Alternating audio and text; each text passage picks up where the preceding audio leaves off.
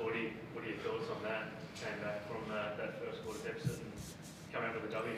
Yeah, I mean, credit to Illawarra. That's their third game this week. They go into double overtime, and they played hard.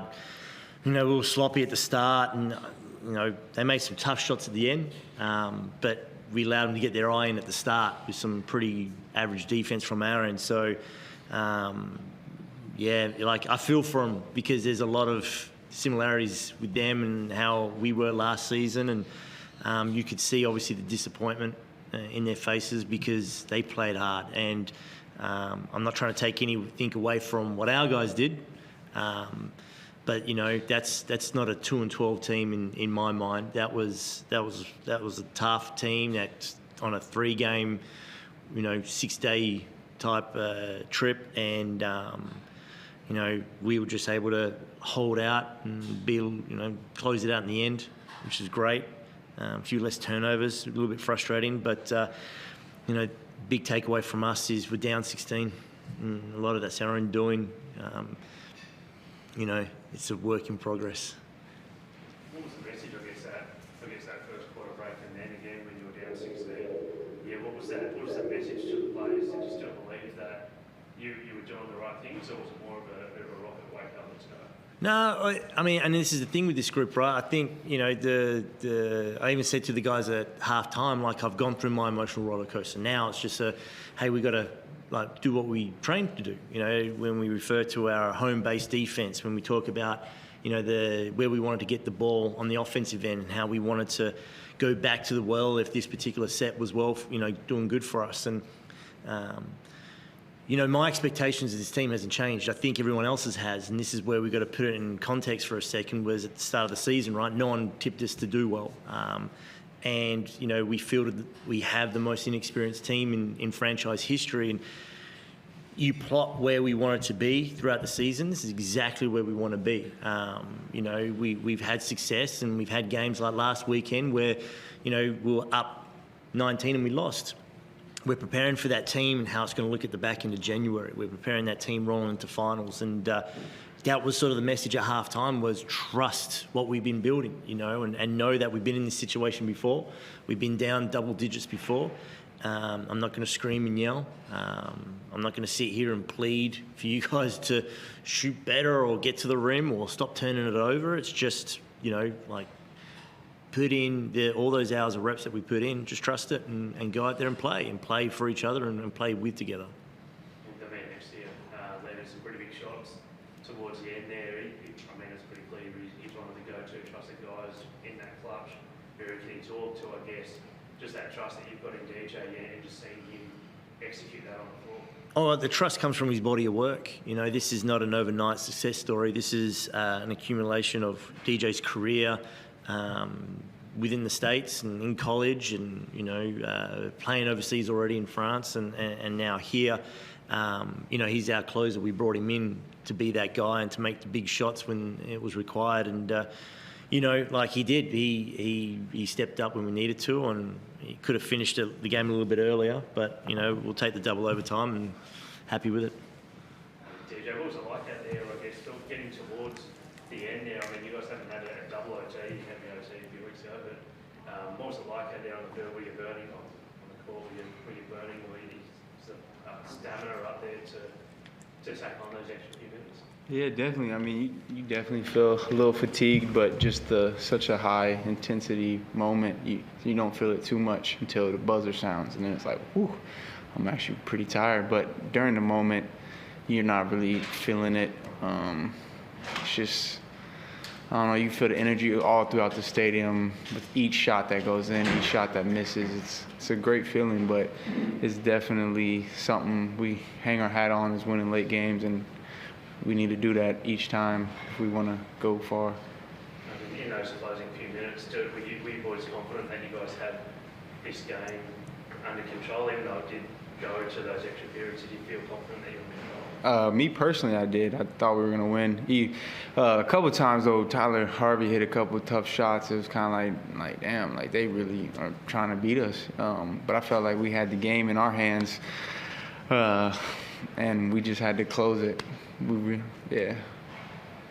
Forde, last one for me. having Taj back in the starting lineup today. How much are we happy with what you saw out of that, or did you feel like he's missed a little bit of extra punch after those first rotations? Like, what was your view after the first? Yeah, no, again, like Taj has been great for us. And this is the thing, you know, we built this team with the identity of defence first, which, you know, we're ticking a lot of boxes in those areas. And then we also wanted to complement his game by having a lot of shooters around him. And the good thing is a lot of our results have come off the back of what we're doing on the defensive end, with our offensive mojo still yet to, you know, really get going in full swing. So, you know, that's back-to-back games, right? He's top scored for us, and, you know, defensively he's the head of the snake, no pun intended. So no, like, it's great having him back. And for those wondering, like, Sam was obviously, well, not obviously, but Sam was sick all week. And so the reality was, you know, we're going to get another rotation guy in for that Brisbane game. He's just been on death's bed all week. So the fact that we're able to get 8 minutes out of him and a two-handed flush was great. But, yeah, we'll have him back in the lineup too, full health. When you're ready, Chris. DJ, it feels like sometimes the harder the shot or the bigger the moment in a game, the more likely you are to make it count and to make the shot fall. Have you always lived for those big moments in games? You could say that. As a kid, you always, when you're shooting in the backyard or at the gym, you always, last couple shots, you're counting down in your head or counting out loud. Or like when me and my dad used to work out, we'd always somewhat put the last second shot in scenario, especially at the end of our workouts. More just a fun way to end the workout and add a little extra pressure. But yeah, I mean, definitely as a kid, you always dream about stuff like that, and it's always great to embrace the moment and look forward to it. What's the feeling like after this game, where you might feel like you didn't potentially play as well as you could have, and you had to come back from 16 points down in the first half, and it went to double overtime? But is this the sort of game that can build a lot of spirit moving forward and a lot of character for the team?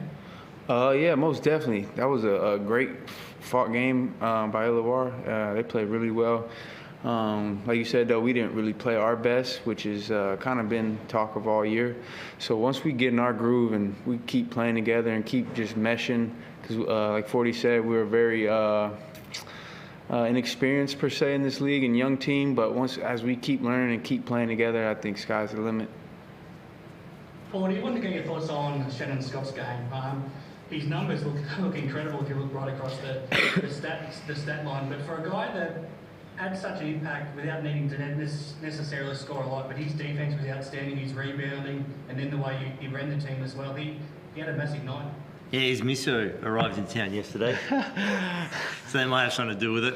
Yeah, he's been great. Like that's what we needed, that floor general.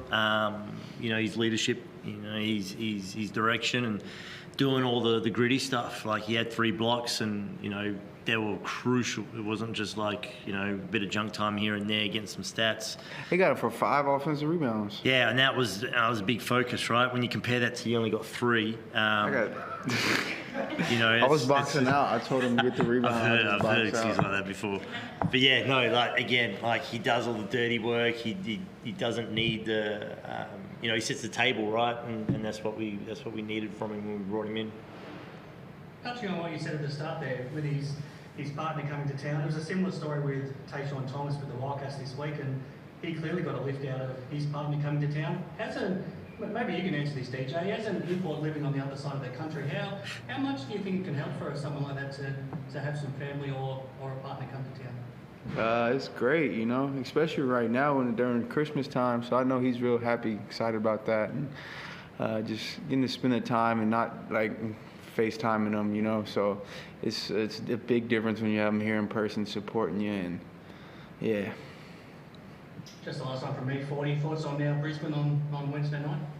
Yeah, you know, obviously slight adjustment to the way they're going about their business, especially on the offensive end, with Sammy Mack now in charge. And, you know, it's going to be a quick turnaround for us. You know, we're going to take some things away from this game, but obviously the preparation is, you know, first thing Monday, planning for those guys.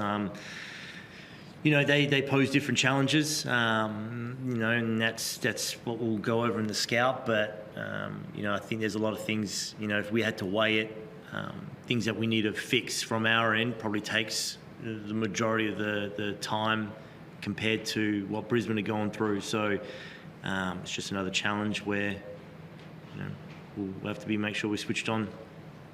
Thanks, everyone. Thank you.